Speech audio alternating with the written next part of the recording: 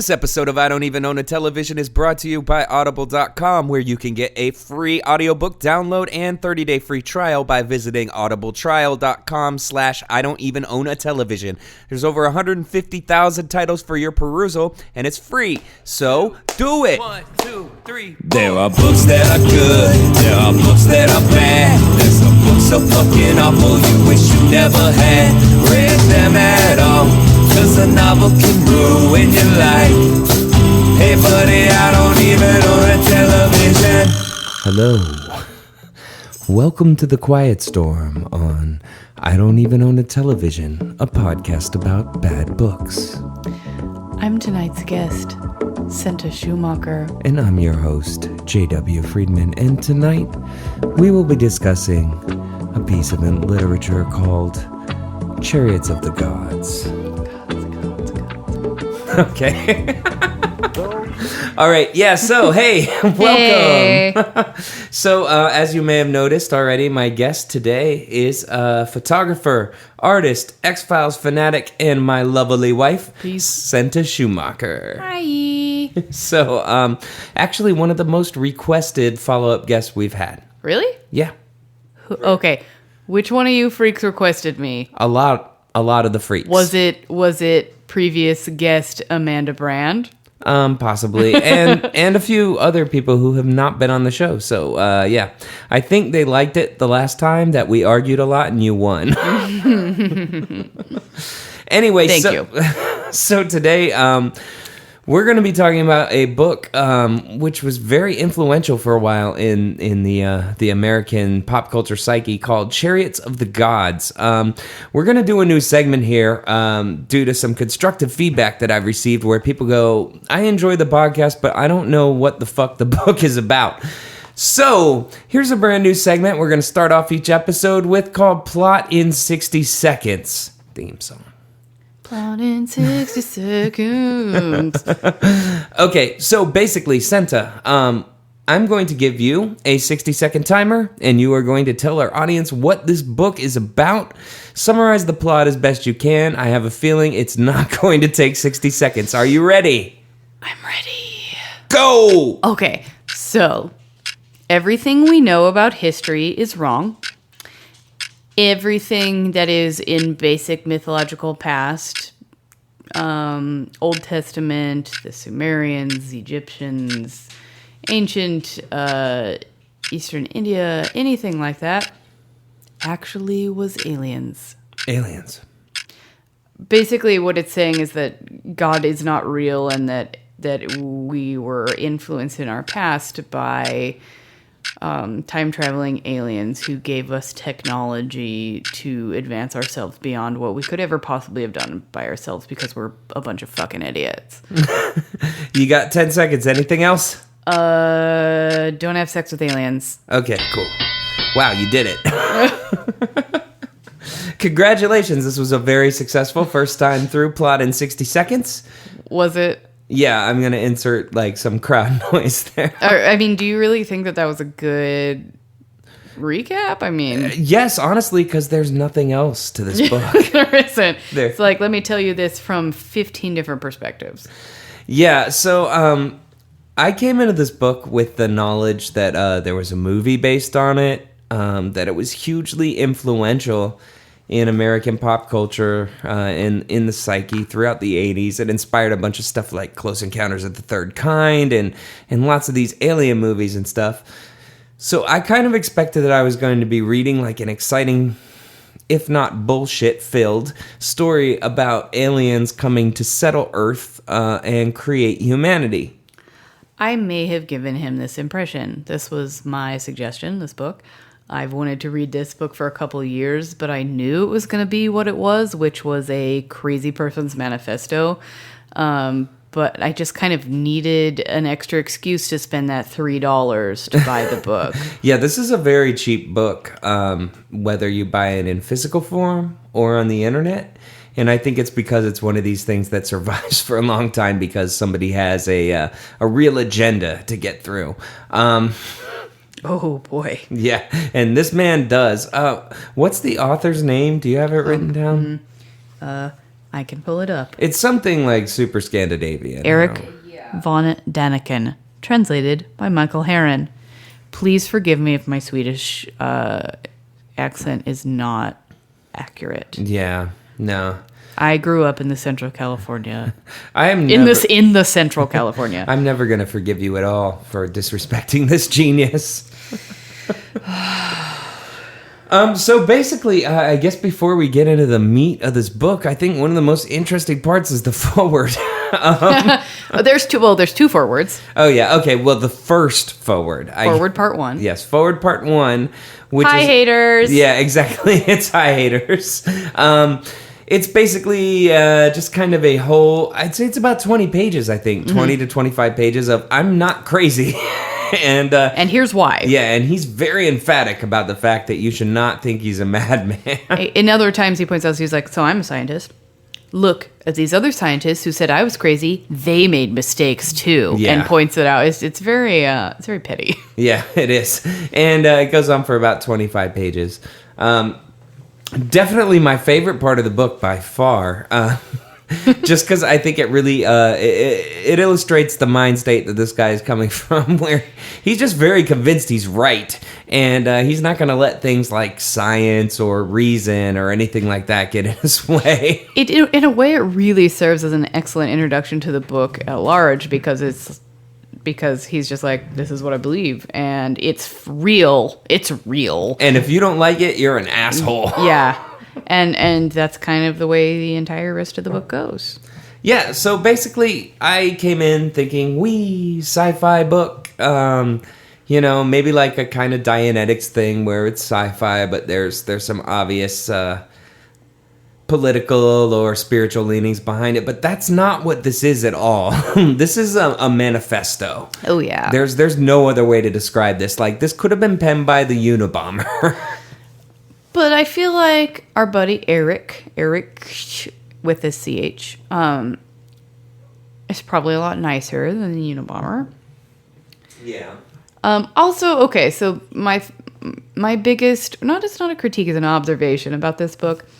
It kind of seems like sweetly naive. It's like he just really wants answers for everything that doesn't have an answer. And he's like, oh, I found out this way that will give me an answer to everything, and to make all of this disparate cultures kind of make sense together in a way. And not have any of their gods be obsolete. They can all work because they're all ancient astronauts. Ancient astronauts, yeah. But I mean, in a way, I don't know. It seemed kind of sweet to me. It is kind of sweet. I mean, you would definitely say he's probably a man who was really kind of looking for something to put together in his life to make everything make sense. You know? Right. And I mean, everybody wants answers for this stuff. I mean, there are things that it's like he wants answers to these things that we cannot possibly have answers for. He does definitely have an idea, and it involves ancient aliens, like flying in from space on crazy missiles. Also, he loves to describe Bible stories and compare them to the explosion of atomic bombs. Yes, in really horrifying ways. Yeah, like he has a lot to say about Sodom and Gomorrah. Yeah, basically Lot's wife died from radiation exposure. Yeah, and that's an interesting spin. I'll give him that. Yeah, definitely. But yeah, he has some really interesting justifications for all this, which I'm sure we'll get into in a little bit in the next segment. But I just think before we do, I wanted to point out, and I don't want to get too deep into this, but this is the first book we've had on this podcast that I have not been able to finish. Oh, listeners, I couldn't even finish it, and I'm like really good at finishing bad stuff. Yeah. I'm on book 12 of Robert Jordan's Wheel of Time. She is, and she's not kidding. I'm not kidding. But yeah, I got I think about 67% of the way through this book, according to my e-reading device. Not affiliated with any particular internet retailer who is not currently giving me money. Yeah, unless they give us money. Yeah, maybe one day. But yeah, that's about as far as I got. This book is loaded with weird mathematical equations, bad calculus, bad history, and tons and tons of just horrible grammar mistakes. And also, at a certain point, he just kind of keeps saying the same thing over and over again. It's like, okay, well, here's the same story, but from India. And here's the same story, but from South America. That's true. And almost every chapter is framed that way, where it will be like, you know, I don't even remember if it's divided into chapters or sections or what, but there'll be a thing about Noah and the flood. And, you know, he'll describe the Christian biblical myth. Wait, but Noah was some, like, weird alien love child. Oh, yes, he was an alien love child, and he was picked. Well, we're going to get into this again later. The Noah one's, like, my favorite. Yeah, the author of this book is heavy on eugenics, and he really believes in the concept that you could breed a perfect human being, and his concept of Noah ties in a lot with that, for sure. But, so, yeah, he gets a lot into this stuff about, you know, kind of trying to take biblical myth and draw a correlation between it and a bunch of... He wrote a letter. Yeah, he wrote a letter. It was correspondence. He was like, "Sup, Islamic people, I heard you had a similar myth." But Chariots of Fire? Yeah, it was pretty much that. So, I mean, apparently he's completely ignorant of the fact that, like, most of the societies with written civilizations lived within a very small area of each other and probably would have experienced the same natural phenomenon like floods and things like that. That's just convenient. No, yeah, it is. But, yeah, so basically, you know, Noah is a Superman, and I kind of lost track of what I'm talking about. Are we talking about Noah? Because I want to talk about Noah. Yeah, talk about Noah. So, basically, Noah's dad, oops, sorry, Bible studies, don't remember Noah's dad's name, was like... Noah Sr. What? Is it Enoch? No. Yeah, no. Yeah. No. Methuselah? No.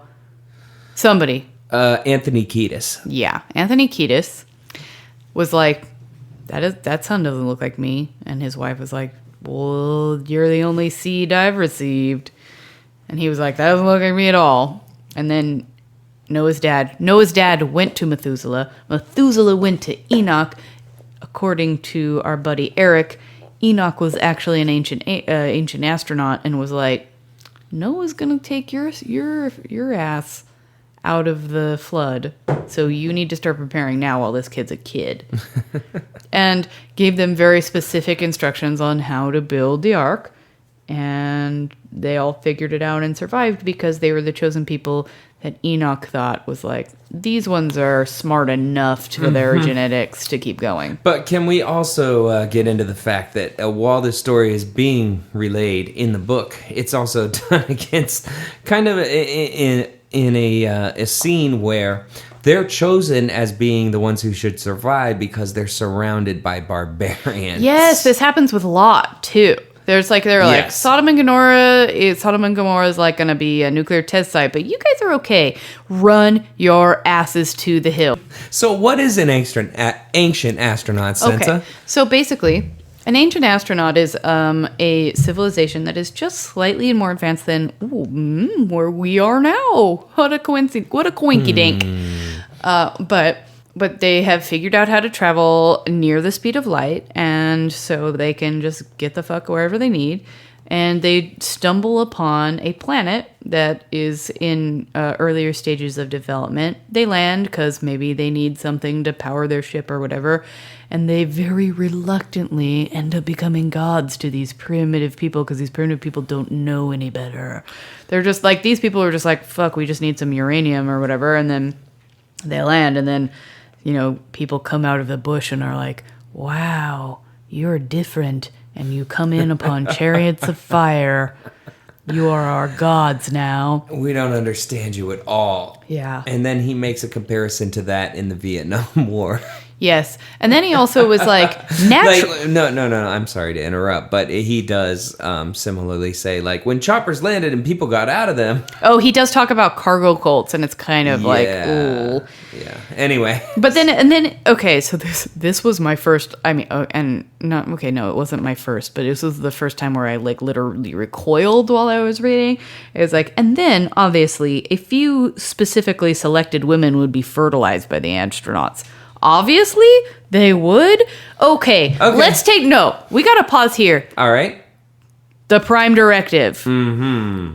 Okay, my fellow Star Trek fans. Oh, shit. Well, it's I need some more wine. Okay. It's a good time for a break, so we're going to take a break, and we're going to come back and talk about the Prime Directive. So please stay tuned.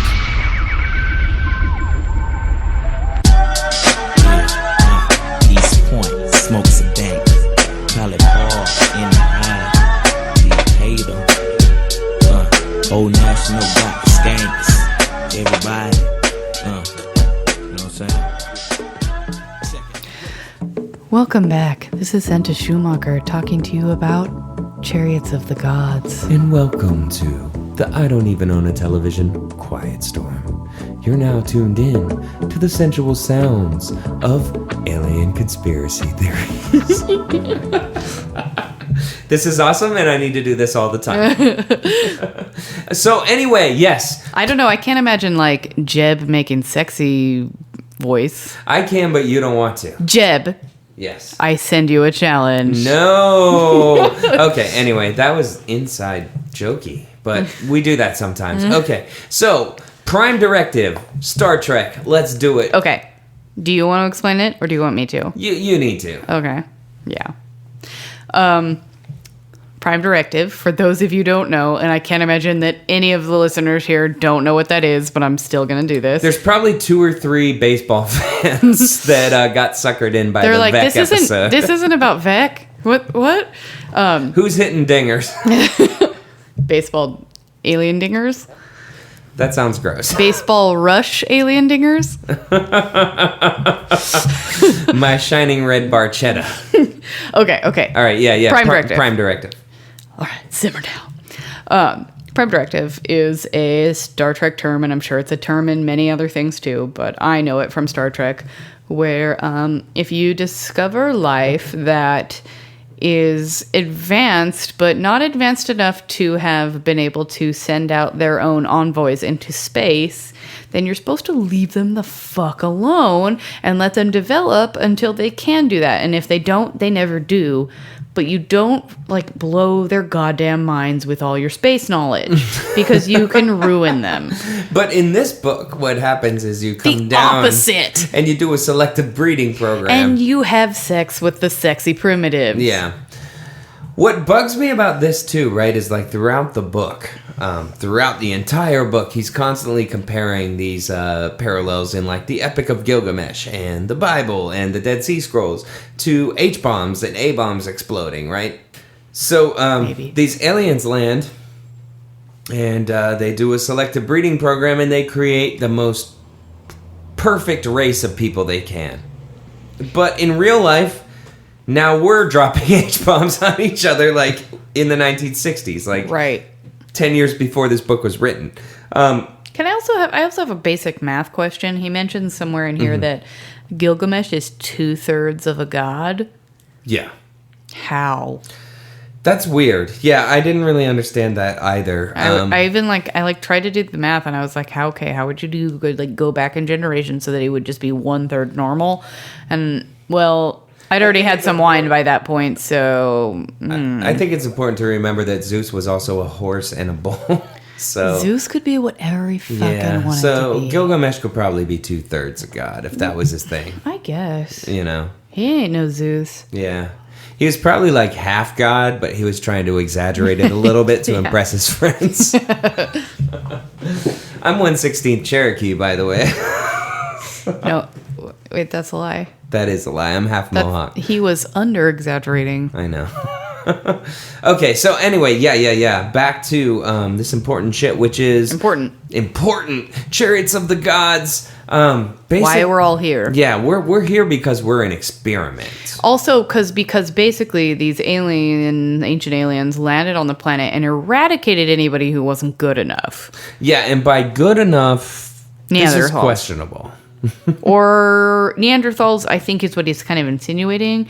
But, if you were, say, a terrible, horrible racist who was reading this, you could probably take this however you wanted. I'm not a terrible, horrible racist. No. But I kind of got that vibe. Yeah. It's like, this book leaves a lot of holes in which you can kind of apply your own theories to. There's a lot of speak of barbarianism and savages and Mongols and things like that. And I think it would be pretty easy to apply this to whatever particular racial superiority movement you wanted to. Yeah. I'm actually not that I'm saying that Eric was doing this, because, like I said, I think he was a weirdly naive, sweet guy. No, it seems like he really thinks this is going to prove that we're all just one people. Yeah, he really does. I mean, in several points, he says he's like, this just goes to prove how nations are ridiculous and how different religions, are just the same variation on the same idea. And it's just kind of like you just want to like pat him on the head and be like, "You're sweet, you're sweet." Yeah, he's incredibly well-meaning. He's just also like very ignorant and naive. So, I think one of the things we mentioned earlier is when I introduced you. I introduced you as an X-Files fanatic, which probably seems way out of left field, but both of us are big fans. No, because us, like our buddy Eric, we all want to believe. Exactly.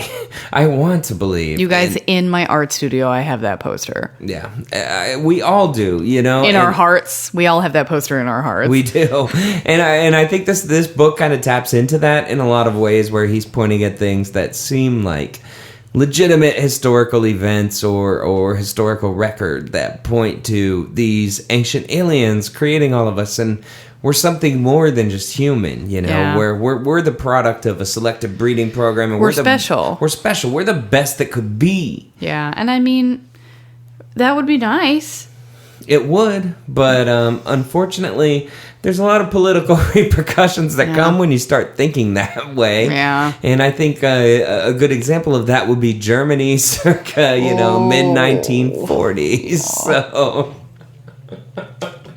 But, okay, back to X-Files. Yes. I do want to say that perversely, and which is weird about my love of X-Files too, is I'm actually really afraid of the concept of aliens. I mean, not if I sit down and think about it. I'm like, if there's life outside of the universe, or out in there in the universe, that's probably pretty cool.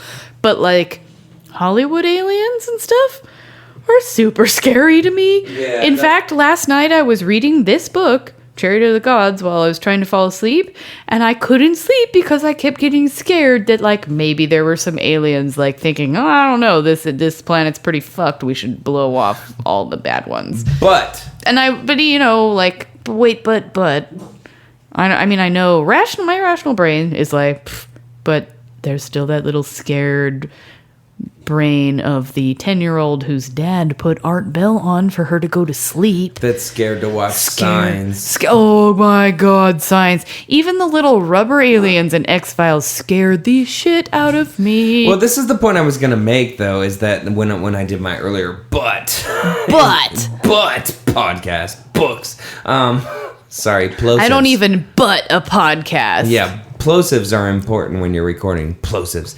But the point I was making with the earlier but is that your impression of aliens is definitely kind of this Hollywood alien of the large sloping forehead, these giant black scary eyes and things like really that. Scary? In this book, from what I can tell, the aliens are amazing, Aryan, beautiful people. Yeah. Right, that's basically how they're always described, just as so much more hot and sexy and beautiful than any of these savage human fucks. They're all like the dude who plays Thor from the Avengers or Friday Night Lights. But I imagine even blonder and taller. Yeah, probably. I don't know. Just glowing. Yeah. So, anyway, aliens... Scary. but in this book, Not scary. Not scary. But also a little bit scary last night, at least. I was laying in bed and I couldn't sleep, and I was like, I'm a little scared. Well, also, I mean, I know you're a Carl Sagan fan, as am I. And Loves him. Obviously, we need to think about the Drake equation in these situations. So. Well, Yeah. would you please explain the Drake equation to our audience? No, because I'm stupid as fuck. Oh. Okay, but one thing I did want to point out is that if you're a fan of hip hop, there's a rapper named Cannabis. Yes. Can-I-Bus, who was a... Cannabis. Can I Bus? Can I buzz? I don't know. He was a protege of Mr. Wyclef Jean, and he put out a record in the mid-'90s that had a song called Channel Zero, that at the time I was like, oh, this is mad deep. And in retrospect, he's basically just quoting from Chariots of the Gods and making it rhyme. Word for word. There's no, I don't even want to get into it, but just if you're unfamiliar, Google... No, don't do it. Just do the rap. You know it. He knows it by heart. First of all, in Genesis 3:26, he says, let us make man in our image and our likeness. First of all, who's they? You see, if God was truly a single entity, that's not what he would say.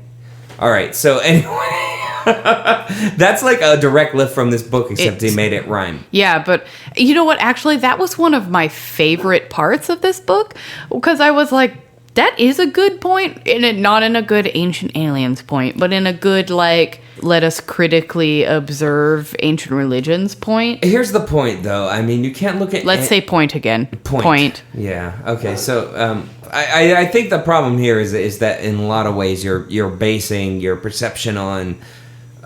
what are probably translation errors. Mistranslations. Yeah. And I think actually a lot of our buddy here is also doing that based off of, like, vague translations of translations, Yeah, no, definitely. And I intend to get in this a little deeper because I'm very interested in the history of ancient Egypt, and I've actually spent way too long listening to this entire college course about that particular part of history. And so much of this book hinges on these weird misconceptions of Egyptian history that come about in the early 1900s when it was highly fetishized by British people, and have since been debunked, way before he put this book out. But I don't want to get into that too deep right now. I'd like to kind of explore that a little more later. But there's a lot of this book that just really hinges around myth presented as fact, and it's weird. I have a thing that I want to talk about in a really scientific-y way. Okay, go for it.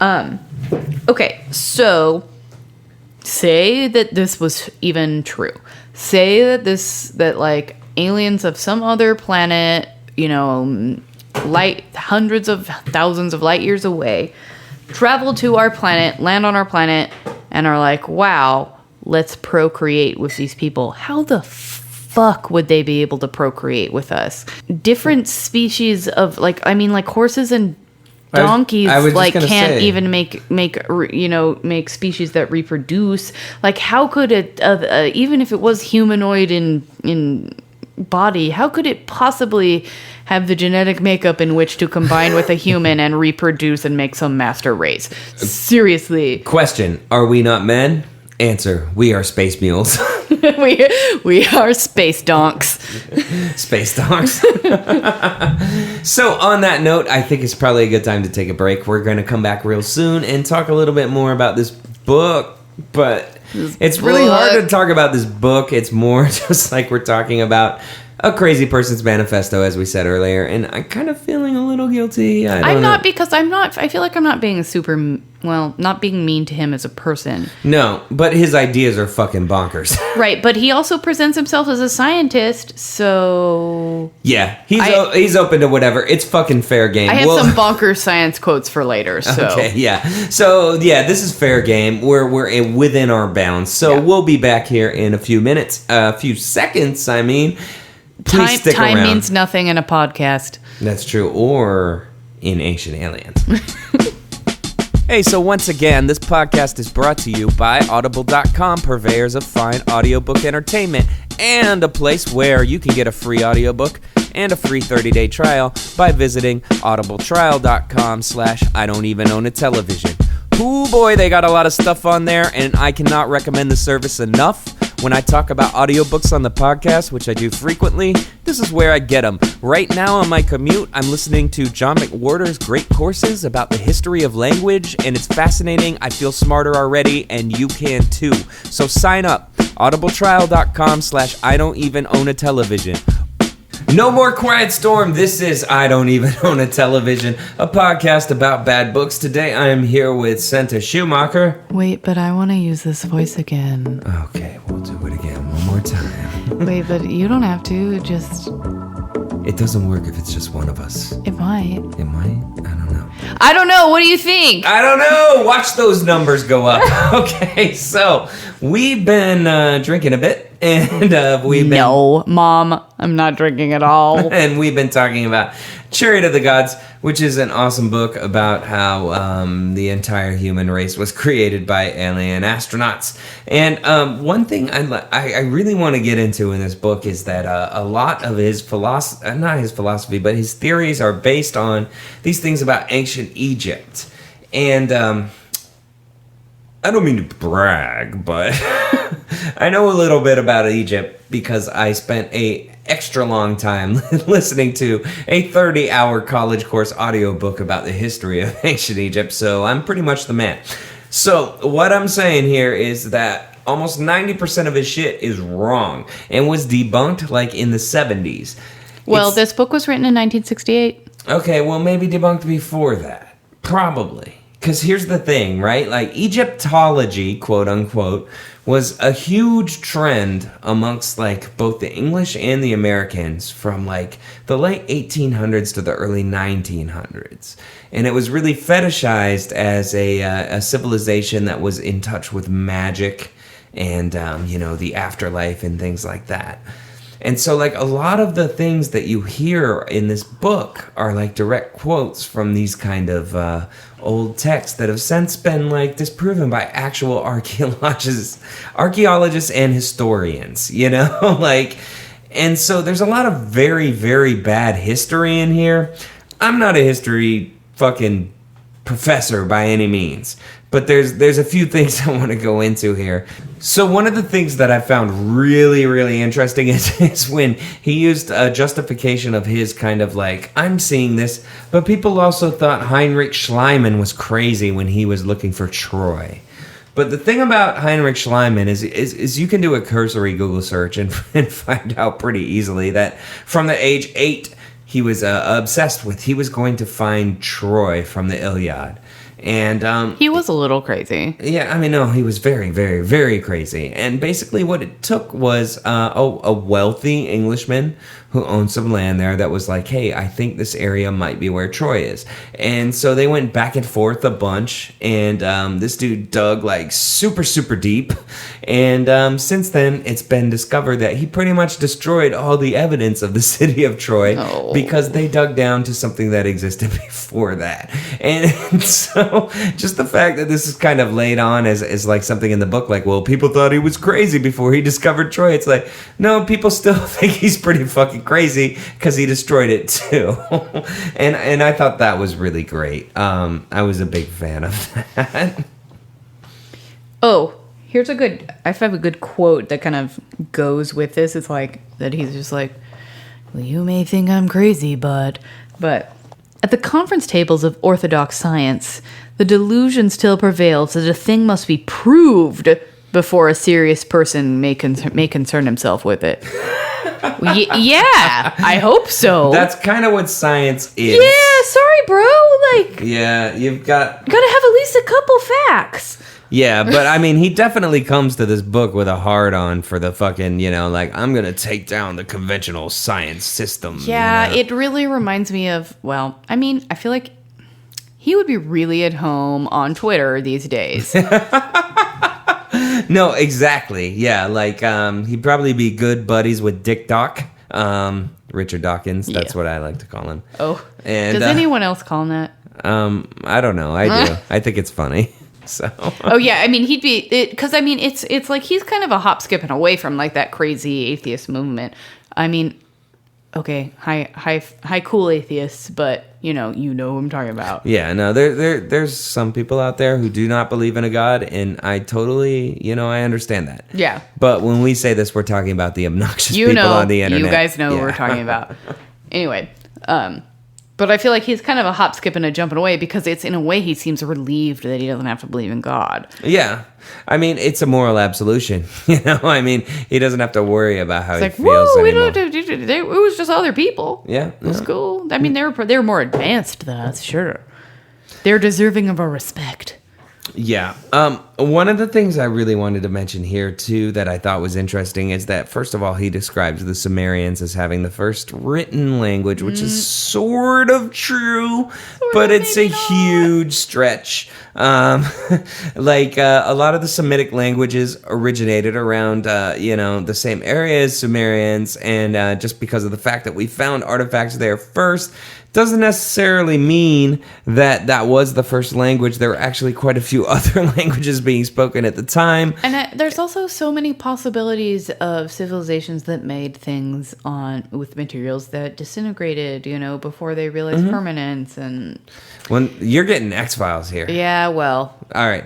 But can I mention once again that my dad used to put on our Bell Coast to Coast AM to put me to sleep when I was a child? I listened to Coast to Coast I'm an AM artist, a lot. Everyone.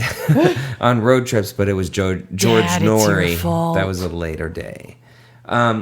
But yeah, anyway, one of the points of this is that he makes that the Sumerian number system is so complicated because there's been 15,000 million digits. Yeah, like 15. 15 digits, I think. They found a 15-digit word and number, and they're like, how could this possibly... That is a lot of numbers. It is. But when you actually go and look at how the Sumerians numbered things, it was based on a 360-degree curve. And so everything was kind of split up into various versions of these curves to be aesthetically pleasing. So like almost all Sumerian numerical symbols are pyramids or chevrons placed upside down. So when you look at something to go with the system of writing that was cuneiform. Exactly, cuneiform writing. So when you look at this, just because there are 15 symbols in a row doesn't mean that this is a number based down to a 0.15 decimal system. But so much of this book is based on that kind of nonsense. It's pretty crazy. And this is a huge aside that maybe Jay will edit out later, but I want to say that most of my knowledge of ancient Sumerian culture and cuneiform language and all of that was learned from my ancient art history courses. So anytime any of you kids in college where people are like, art history, you don't learn shit in that. Yes, you do. You learn a lot. Peace. I'd also like to point out that cuneiform is not a language. Right. It's a writing system. It's a writing system. There have been many, many, many different languages that have used cuneiform as a, like a basis, like a low-level language. Like even Egyptian used cuneiform as kind of the system for the lower class. Shorthand. The blue collar, like shorthand. And then there were hieroglyphs that were more intended to be understood by, the religiously trained and yada, yada, yada. But I mean, there are so many cultures that had public and then ceremonial language. I mean, look at the Rosetta Stone, right? That's exactly what that is. But anyway, we're getting so serious here, and I think it's time to get a little fun. So a little funky. A little funky. As my mom would say. Yeah, so we're going to roll right into Hear a Dramatic Reading. Dramatic readings. We're gonna make it sound recorded. Dramatic readings. Yeah, I got some words for you. So I want to say my dramatic reading is a really good recap of what the ancient alien theory is. Dim, as yet undefinable ages ago, an unknown spaceship discovered our planet. The crew of this spaceship soon found out that the Earth had all the prerequisites for intelligent life to develop. Obviously, the man of those times was no Homo sapien, but something rather different. The spacemen artificially fertilized some female members of the species, put them into a deep sleep, as so ancients say, and departed.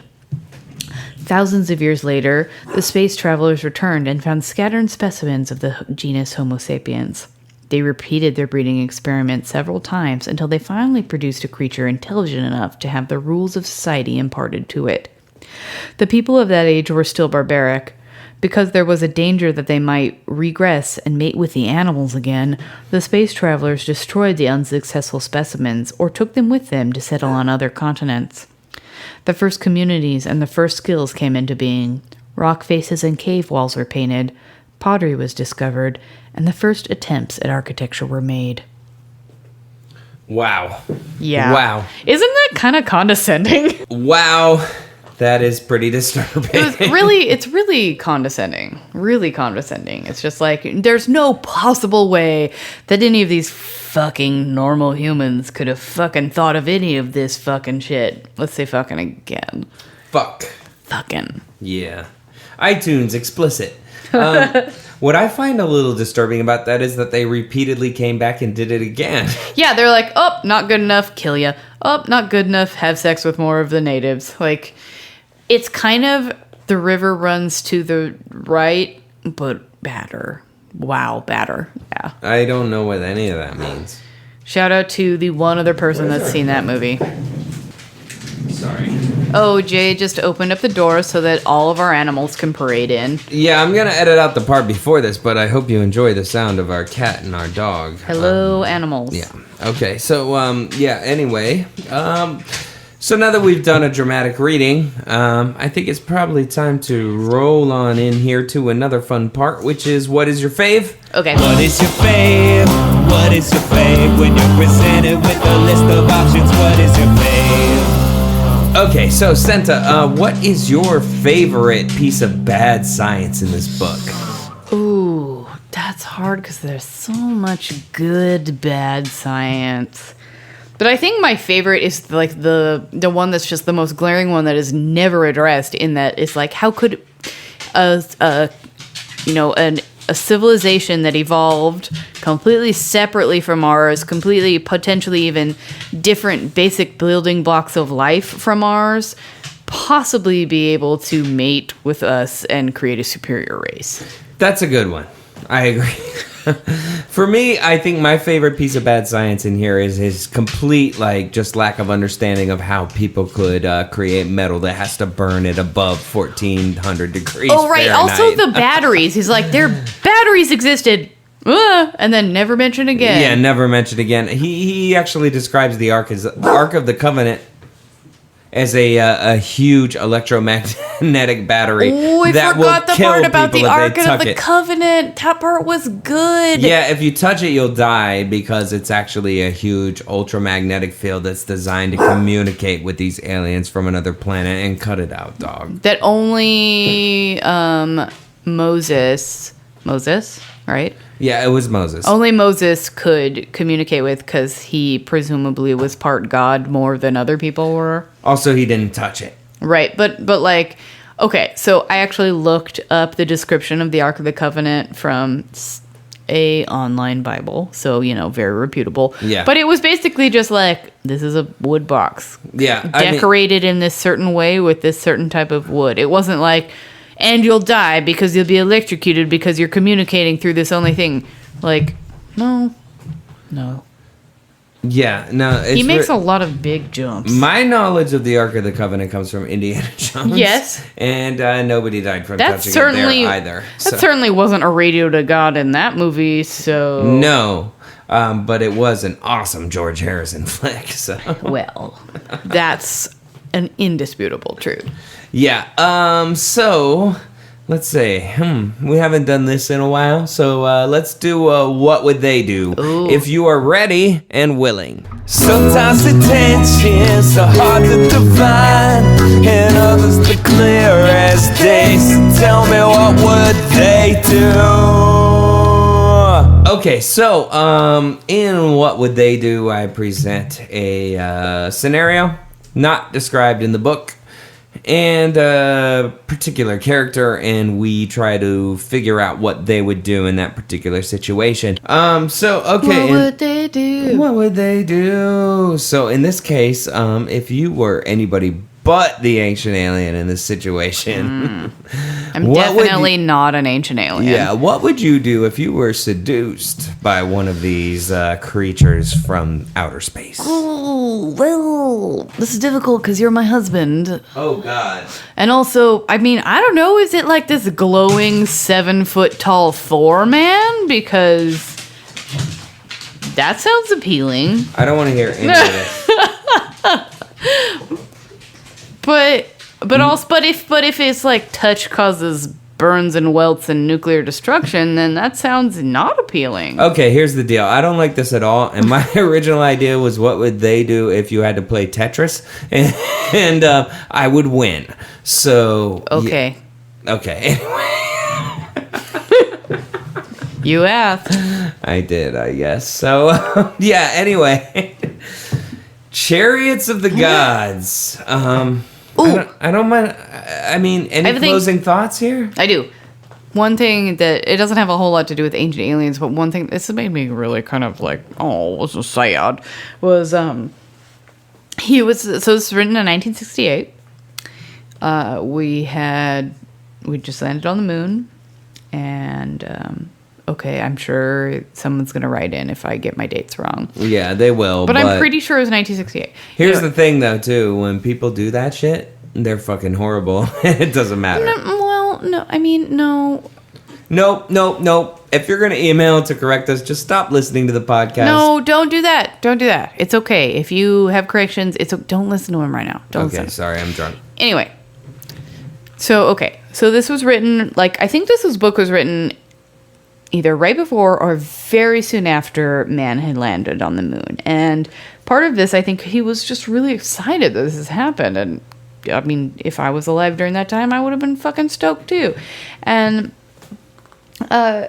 he was just like, just imagine the time that is eclipsed since we were able to fly versus landing on the moon. Now just imagine that amount of time from once we just landed on the moon and you know, 20, 30, 40 years in the future. Imagine what we'll have done then. And it's like, well... Sorry, bro. Facebook. Yeah, we really haven't gone anywhere else. And he's like, we're gonna be living on Mars. We'll have terraformed the moon. And it's like, no. Nope. We will have people whose career is Twitter comedian. And it's just like, and that part like made me genuinely sad. I was like, oh God. I mean, we could have. We could have done all that shit. Nope. We didn't. We invented craft beer. That's true. But would you want to live on the moon for real? Yeah. I mean, you saw that movie by David Bowie's son. I would love to be that alone. You know, it seems lonely. I don't know. Whew. Wow. We went there. Yeah, we did. Let's roll us on out with some sad music like Life on Mars or something. No, Ground Control to Major Tom. Oh, yeah. Please enjoy this horribly depressing outro to an episode where we discussed how aliens created humanity in the most vaguely Nazi-esque way possible. Thank you! Thanks, audience. Keep reading crap. Ground control to Major Tom. Ground control to Major Tom. Take your protein pills and put your helmet on. Ground control to Major My husband is Tom. making hand signals at me that I don't understand. He's probably saying, explain the prime directive. I was actually saying hurry it up because we need to go to break and we can talk about the Prime Directive more, but let's edit this part out. So, yeah. Okay, but you could have just cut it before that.